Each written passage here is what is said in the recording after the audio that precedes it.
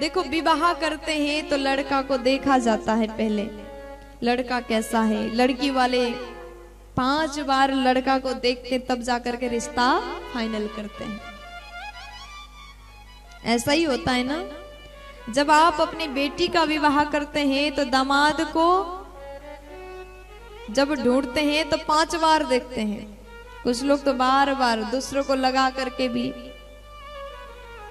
समझने के लिए भेजते हैं कि जाकर के थोड़ा पता करके आओ परिवार कैसा है। कई लड़का गलत काम तो नहीं करता, मदिरा तो पान नहीं करता, चेक करते बहुत बार। लेकिन इन सब बात में सबसे ज्यादा देखा जाता है कि लड़का कितना कमाता है, नौकरी क्या करता है, सरकारी जॉब है कि नहीं। अगर लड़का के पास में सरकारी जॉब है तो रिश्ता फाइनल हो जाता है, फिर सोचते नहीं, कुछ नहीं देखते। और आजकल जो सास बहू को देखती है तो पहले सुंदर भी होना चाहिए, कमाती भी हो, हमारा इज्जत करे, सम्मान करे, घर के पूरे काम करे। कुछ सासें तो जब बहू ढूंढने के लिए जाती है ना तो अकेले में बात करने की कोशिश करती। अकेले में मिल जाए तो ये जरूर पूछेंगे, बेटा रोटी बनाना आता है? प्यार से बोलो, जोर से बोलो ना। हर सास चाहती है कि बहू ऐसी मिले, रोटी भी बनाए, झाड़ू भी लगाए, पोछा भी लगाए, बर्तन भी धो ले, साथ में हमारा सम्मान भी करे और रात में जब सोने जाए तो थोड़ा सा तेल मालिश भी कर दे। और इतना ही नहीं, पैसा भी कमाए, सर्वगुण संपन्न बहू चाहिए। और दामाद भी ऐसा हो कि हर तरीके से अच्छा हो, पैसा कमाए, हमारी बेटी जो बोले वो तुरंत ला करके रख दे, खूब खर्चा करे, ऐसा दामाद ढूंढते हैं। ये सब अच्छी बात है।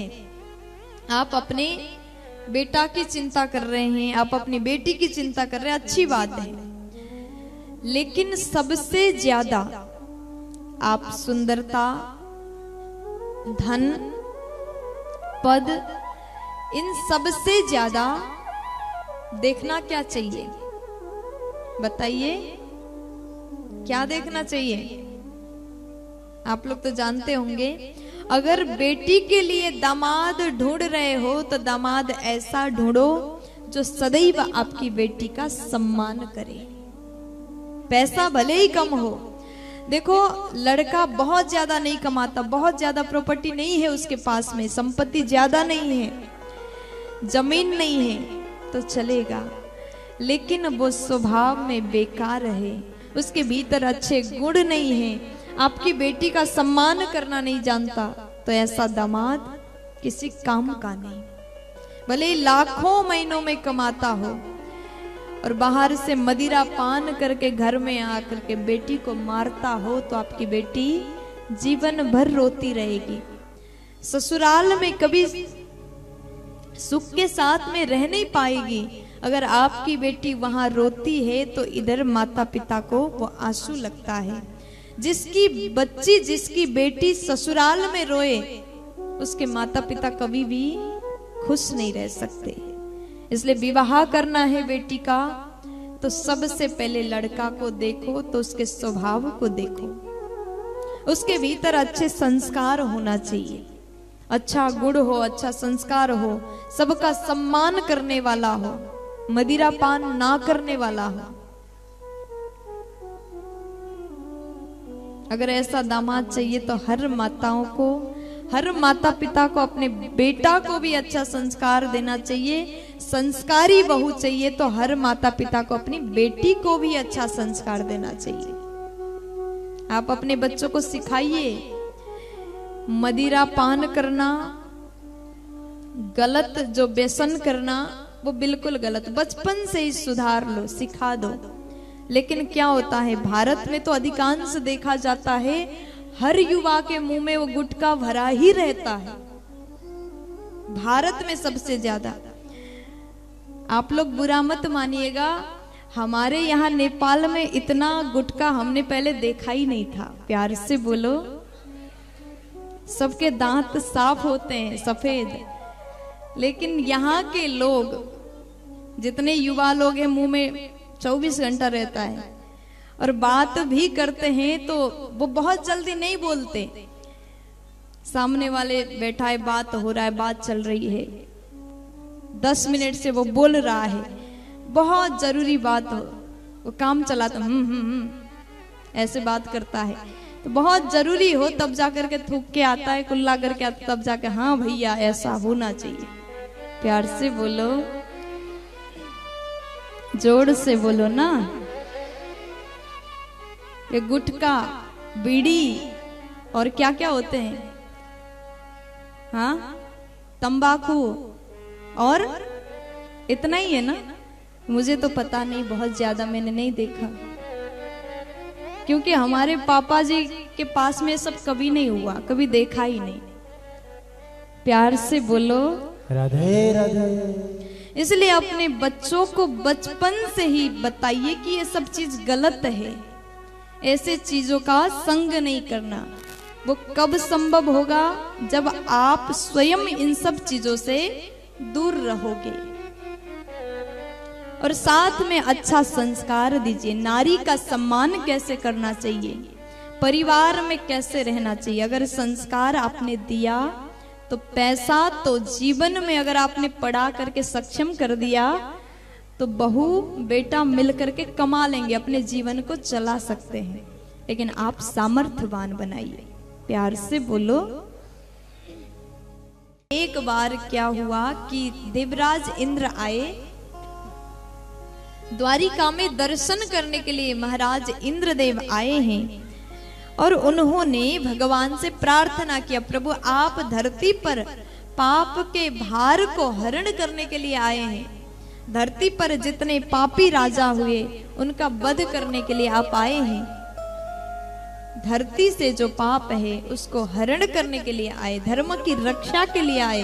अब समय आ गया प्रभु, एक भौमासुर नामक दैत्य है, हम सबको अत्यंत कष्ट दे रहा है, उसका उद्धार करिएगा। भगवान बोले ठीक है, मेरे चिंतन में सब है, मुझे सब याद है, अब आप लोग चिंता मत करिए। प्यार से बोलो,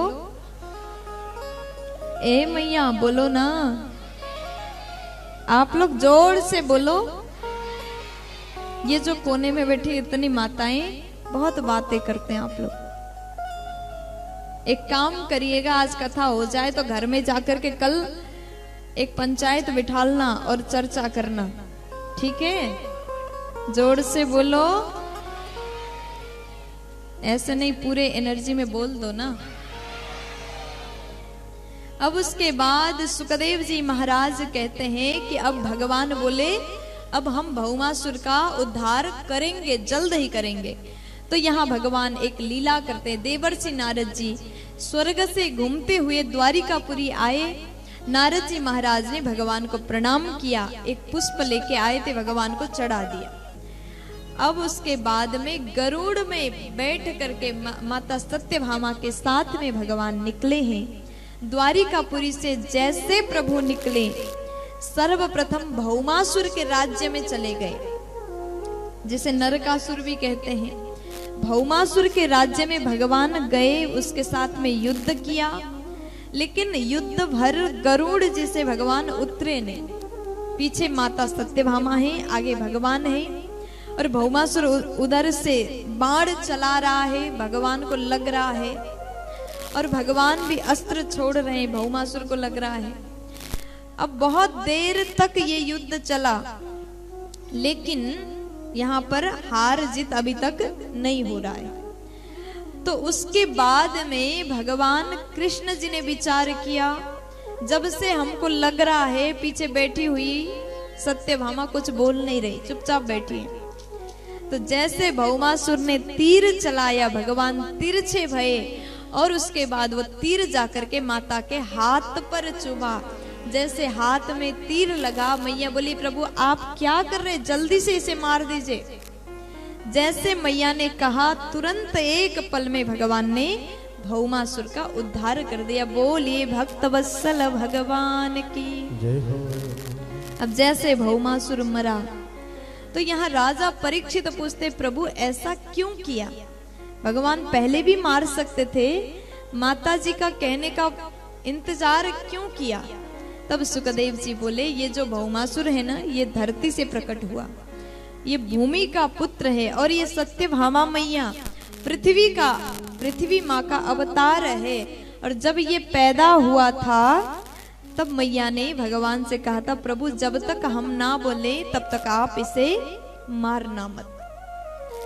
इसी कारण भगवान ने सत्यभामा का कहने का इंतजार किया। और जैसे इसका उद्धार हुआ, भगवान अंतःपुर में चले गए, जहां पर 16,100 राजकुमारियों को बंदी बना करके भौमासुर ने रखा था। उसका मन था जब बहुत ज्यादा संख्या में हो जाए सबके साथ एक साथ विवाह करना था। आज जैसे भगवान गए, भगवान ने 16,100 राजकुमारियों को कहा, देवियों आप सब मुक्त हो जाते हैं, आज के बाद आप मुक्त हो। अब भौमासुर मर गया है तो आप किसी बंधन में नहीं, आप सब मुक्त हो गए, अपने अपने घर जा सकते हैं। अब जैसे भगवान ने इतना कहा, 16,100 राजकुमारियां दौड़ के आई, भगवान को प्रणाम किया, चरणों में बारंबार वंदन किया, हे नाथ आपने हमारे जीवन को मुक्त कर दिया, ये भौमासुर के बंधन से आपने हम सबको मुक्त किया है। फिर भगवान बोले, अब क्या विचार कर रहे हैं, सब कोई अपने घर जाइए, आपके माता पिता इंतजार कर रहे होंगे, सब कोई अपने अपने घर चले जाएं। लेकिन यहाँ इन राजकुमारियों ने कहा है कि प्रभु अगर हम घर चले जाएंगे तो हमारे माता पिता हमको स्वीकार नहीं करेंगे। क्यों नहीं करेंगे? क्योंकि एक बार जिस कन्या को किसी ने हरण किया उसको फिर माता पिता भी स्वीकार नहीं करते। समाज के लोग कई प्रकार के बातें करेंगे। भौमासुर नामक राक्षस ने राजकुमारियों को हरण किया था, इसलिए राजकुमारियां कहती अब हम घर जाएंगे तो माता पिता हमें स्वीकार नहीं करेंगे। नारी के चरित्र में छोटा सा भी दाग अगर लग जाए तो पूरे जीवन भर वो दाग साफ नहीं होता, धुलता नहीं। इसलिए नारी का जो चरित्र है सदैव निर्मल होना चाहिए, पवित्र होना चाहिए, मर्यादा में रहना चाहिए। आज जैसे भगवान से नारियों ने प्रार्थना किया, प्रभु हम आपसे एक विनती करते हैं, आप ही हमको स्वीकार कर लीजिए। तब भगवान बोले ठीक है, आप लोग द्वारिकापुरी जाइए, मैं कुछ काम करके आता हूँ।